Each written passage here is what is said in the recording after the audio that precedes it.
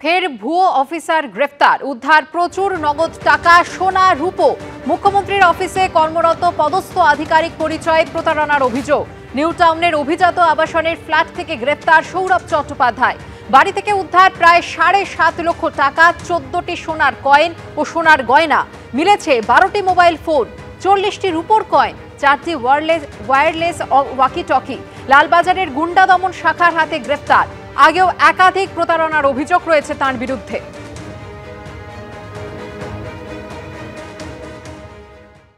ভোটের আগে খয়রাতির পাল্টা খয়রাতি। লক্ষ্মীর ভাণ্ডারের পাল্টা বিজেপির। ক্ষমতায় এলেই মহিলারা পাবেন মাসে 2,500 টাকা, সেই সঙ্গে 500 টাকায় রান্নার গ্যাস, বাসে ফ্রি যাতায়াত। 10 লক্ষ টাকা পর্যন্ত আয়ুষ্মান ভারতে বিনা পয়সায় চিকিৎসা। প্রতিশ্রুতি শুভেন্দু অধিকারীর। কটাক্ষ করেছে তৃণমূল কংগ্রেস। লক্ষ্মীর ভাণ্ডার সারা ভারতবর্ষে নয়, সারা পৃথিবীতে আমরা চালু করেছিলাম, মনে রাখবেন, আর সারা জীবন পর্যন্ত চলবে। মহিলাদের জন্য 2,500 টাকা, 500 টাকার গ্যাস, সরকারি বাসে মহিলাদের ফ্রি। কেউ বলেন ভেট দিয়ে ভোট কেনা, কেউ আবার বলেন জনমুখী প্রকল্প। যে যাই বলুক না কেন, ভোটের আগে ভোটারদের নানা ধরনের প্রতিশ্রুতি বা ভেট দেওয়ার রেওয়াজ নতুন নয়। একসময় যা সীমাবদ্ধ ছিল দক্ষিণের রাজ্যগুলিতে, এখন তা গ্রাস করেছে গোটা দেশকে।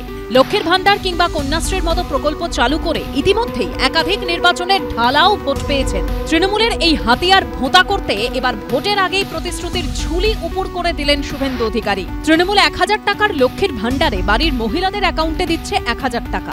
বিজেপি বলছে ক্ষমতায় এলে 2,500 দেবে, 500 টাকায় মিলবে গ্যাস। স্বাস্থ্যসাথী প্রকল্পে প্রতি পরিবারকে বছরে 5 লক্ষ টাকা চিকিৎসা বীমা দিচ্ছে তৃণমূল সরকার। ভোটের আগে শুভেন্দু অধিকারী বলছেন বিজেপি ক্ষমতায় এলে আয়ুষ্মান ভারতে 10 লক্ষ টাকা পর্যন্ত মিলবে বিনা পয়সায় চিকিৎসা। ভারতীয় জনতা পার্টি সংকল্পপত্র ঘোষণা করবে, সংকল্পপত্র হাতে নিয়ে দুয়ারে দুয়ারে যেতে যাবেন। সেই সংকল্পপত্র কি? দিল্লিতে সংকল্পপত্র আমরা দিয়েছিলাম। উল্লেখযোগ্য 4টি বিষয় বলে রাখছি। মহিলাদের জন্য 2,500 টাকা, 500 টাকার গ্যাস, সরকারি বাসে মহিলাদের ফ্রি, 10 লক্ষ টাকা পর্যন্ত আয়ুষ্মান ভারতে বিনা পয়সায় চিকিৎসা। বলছে আয়ুষ্মান, কিসের আয়ুষ্মান? মানে ওরা 60 টাকা দেবে, 40 টাকা আপনাকে দিতে হবে। আর স্বাস্থ্যসাথী কি? 100 টাকাই গভর্নমেন্ট দেবে। 100 টাকাই গভর্নমেন্ট দেবে। কোনটা ভালো? বাংলার লক্ষ্মীর ভাণ্ডারের ধাঁচে প্রকল্প চালু করেছে বিভিন্ন রাজ্য। মধ্যপ্রদেশের শিবরাজ সিং চৌহানের লাডলি বেহেনা প্রকল্প তো ছিলই, মহারাষ্ট্রে চালু হয়েছে লড়কি বেহিন প্রকল্প, যার মাধ্যমে 21 থেকে 65 বছর বয়সী মহিলারা যাদের পারিবারিক আয় 2.5 লক্ষ টাকার কম, তারা মাসিক 1,500 টাকা আর্থিক সাহায্য পান। পশ্চিমবঙ্গে ক্ষমতায় আসতে এই সব ফর্মুলা প্রয়োগ করতে চাইছে রাজ্য বিজেপি। 2100 টাকা মহিলা, ছত্তিশগড়ে 3100 টাকা ধান কিনছে। বছরে এককালীন মা তারি যোজনায় মহিলাদের এককালীন 12,000 টাকা দিচ্ছে। পাশের রাজ্য উড়িষ্যা, পায়েবাট কাছেই, সুভদ্রা যোজনায় মহিলাদের বছরে এককালীন 50,000 টাকা দিচ্ছে। লাডলি বহিন প্রথম চালু হয়েছিল মধ্যপ্রদেশে, শিবরাজ সিং চৌহান মুখ্যমন্ত্রী ছিলেন, তখন ছিল 1,500, এখন হয়েছে 2,500। কেউ কেউ এখন থেকে বলছে এত দেবো অত দেবো। নির্বাচনের আগে যা বলেছিল দেয়নি। মুম্বাইতে দেয়নি, মধ্যপ্রদেশে দেয়নি, রাজস্থানে দেয়নি। এরা ভোটের আগে একরকম বলে, ভোটের পরে ভুলে যায়। আমরা করি না, আমরা যা বলি আমরা সেটা করি। আমি যদি কথা দিই, আমি কথা থেকে কখনো সরে যাই না। 2013 সালে যুবশ্রী প্রকল্পের সূচনা করেন মুখ্যমন্ত্রী। মুখ্যমন্ত্রীর চালু করা এমপ্লয়মেন্ট ব্যাংকে নথিভুক্ত বেকার ছেলে মেয়েকে 1,500 টাকা করে ভাতা দেওয়া হয়। এর পাল্টা শুভেন্দু অধিকারী তুলে ধরছেন ভিন রাজ্যের বিজেপি সরকারের প্রকল্পের প্রসঙ্গ। মাধ্যমিক পাস বেকার যুবক যতক্ষণ না চাকরি পাচ্ছেন 4,000 টাকা বেকার ভাতা দিচ্ছে দেবেন্দ্র ফাডনবিসের নেতৃত্বে এনডিএ সরকার। মহারাষ্ট্রে ক্ষমতায় আসার পরেই ওই লাডলি বেহেন যোজনা থেকে সব মহিলাদের নাম বাদ দিয়ে দিয়েছে। আর শুভেন্দুর এই স্টেটমেন্ট প্রমাণ করলো যে তার মানে ওরা 500 টাকায় রান্নার গ্যাস চাইলেই দিতে পারে। রান্নার গ্যাস তো কেন্দ্রীয় সরকার নিয়ন্ত্রণ করে। এই বিজেপি আসলে নিজের ভোট ব্যাংকের জন্য বাংলার মানুষের প্রতি বঞ্চনা করছে। অভিষেক বন্দ্যোপাধ্যায়, মমতা বন্দ্যোপাধ্যায় এই জন্যই এদেরকে বাংলা বিরোধী বলেন। সব দলই খয়রাতির রাজনীতি করে, কিন্তু নিজে দিলে বলে কল্যাণ আর বিরোধী দিলে খয়রাতি। এটাই হচ্ছে রাজনীতির প্রহসন। ঋত্বিক প্রধান ও ঝিলং করঞ্জাইয়ের রিপোর্ট, এবিপি আনন্দ। 2026-এর বিধানসভা ভোটের আগে ডিজিটাল ময়দানে দখল নিতে ময়দানে নামলেন অভিষেক বন্দ্যোপাধ্যায়। শুরু করলেন নতুন কর্মসূচি আমি বাংলার ডিজিটাল যোদ্ধা। এই নামের ওয়েবসাইটে তৃণমূলের যোদ্ধা হিসেবে নিজেদের নাম নথিভুক্ত করতে পারবেন তরুণ তরুণীরা।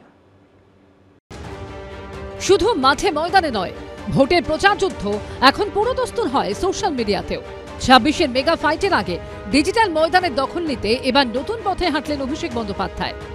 আমি আজকে একটি বিশেষ উদ্যোগ চালু করছি, যার নাম হচ্ছে আমি বাংলার ডিজিটাল যোদ্ধা। বর্তমান রাজনীতিতে সোশ্যাল মিডিয়ার ভূমিকা অত্যন্ত গুরুত্বপূর্ণ। ফেসবুক, হোয়াটসঅ্যাপ ব্যবহারকারী জেন জির কথা মাথায় রেখে যুযুধান সব শিবিরই তাদের প্রচারে মাধ্যম করেছে সোশ্যাল মিডিয়াকে। প্রধানমন্ত্রী নরেন্দ্র মোদী বরাবর সমাজ মাধ্যমে সক্রিয়।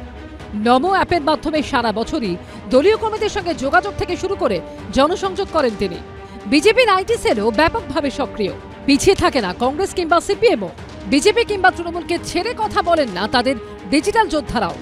এই আবহেই এবার ডিজিটাল মাধ্যমে গেরুয়া শিবিরকে টক্কর দিতে নতুন কর্মসূচি শুরু করলেন তৃণমূলের সর্বভারতীয় সাধারণ সম্পাদক অভিষেক বন্দ্যোপাধ্যায়। আমি বাংলার ডিজিটাল যোদ্ধা নামে একটি ওয়েবসাইট তৈরি করেছে তৃণমূল। ওয়েবসাইটের মাধ্যমেই তৃণমূলের যোদ্ধা হিসেবে নিজেদের নাম নথিভুক্ত করতে পারবেন তরুণ তরুণীরা। আজকের লড়াই শুধু বন্দুক বা তলোয়ার দিয়ে নয়, আজকের লড়াই মোবাইলে, সোশ্যাল মিডিয়ায়, সমাজ মাধ্যমে এবং সর্বোপরি সত্যের বার্তা দিয়ে আমাদের লড়তে হবে। বাংলার আত্মসম্মান যারা প্রতিদিন নষ্ট করে বা আত্মসম্মানে যারা প্রতিদিন আঘাত করছে, যারা মিথ্যা ও ঘৃণার রাজনীতি ছড়াচ্ছে, সাম্প্রদায়িকতার বীজ বপন করছে, তাদের জবাব দিতে হবে তথ্য দিয়ে, পরিসংখ্যান দিয়ে, যুক্তি দিয়ে আর আত্মবিশ্বাসের সাথে বাংলার গৌরব দিয়ে। এবার এই ডিজিটাল মাধ্যমে তৃণমূল কংগ্রেসের যারা বাহিনী আছে তারা এখন মানুষকে ভুল বোঝাবে, বিশেষ করে এসআইআর নিয়ে, এবং দেশবিরোধী কিছু কার্যকলাপ হয়তো করাবে, রেল জানানো, রেলের অফিস ভাঙচুর করা, এর মাধ্যমে এরপরে হয়তো তোলাবাজিও শুরু হবে। তো স্বাভাবিকভাবে এই ডিজিটাল মাধ্যমে এখন আপনারা ডিজিটাল তোলাবাজি দেখবেন তৃণমূল কংগ্রেসে। একসময় বৃদ্ধতন্ত্রের কটাক্ষ শুনতে হতো যে সিপিএমকে কিংবা শতাব্দী প্রাচীন কংগ্রেসও এখন ডিজিটাল ফাইটে পোক্ত। 2019-এর লোকসভা ভোটের সময় আলিমুদ্দিন স্ট্রিটে সিপিএমের রাজ্য সদর দফতরে আইটি সেলের অফিস খোলে সিপিএম। 21-এর ভোটের আগে জনপ্রিয় টুম্পা গানের একাধিক প্যারোডি তৈরি করে সোশ্যাল মিডিয়ায় রীতিমতো ঝড় তুলেছিল সিপিএম। কিন্তু প্রশ্ন হলো, তারা কি তৃণমূল কিংবা বিজেপির সঙ্গে পেরে উঠবেন?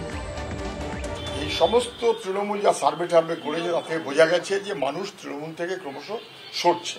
ফলে নানান সময় নানান রকমের যোদ্ধা, টাকা তো আরেকটা কৌশল না, তো নানান রকমের যোদ্ধা ঠোদ্ধা তৃণমূলে বাড়ছে যাতে তৃণমূলকে জেতানো যায়, তাতে লাভ হবে। বিশ্বের বিভিন্ন দেশে এক শ্রেণীর রাজনীতিবিদের ওপর জেন জির আক্রোশ ক্ষোভ বারবার চোখে পড়ছে। আর এই দেশের রাজনীতিবিদরা সোশ্যাল মিডিয়ার মাধ্যমে সেই জেন জিকেই কাছে টানতে চাইছেন। কৃষ্ণেন্দু অধিকারী, প্রকাশ সিনহা ও বিজেন্দ্র সিংহ রিপোর্ট, এবিপি আনন্দ।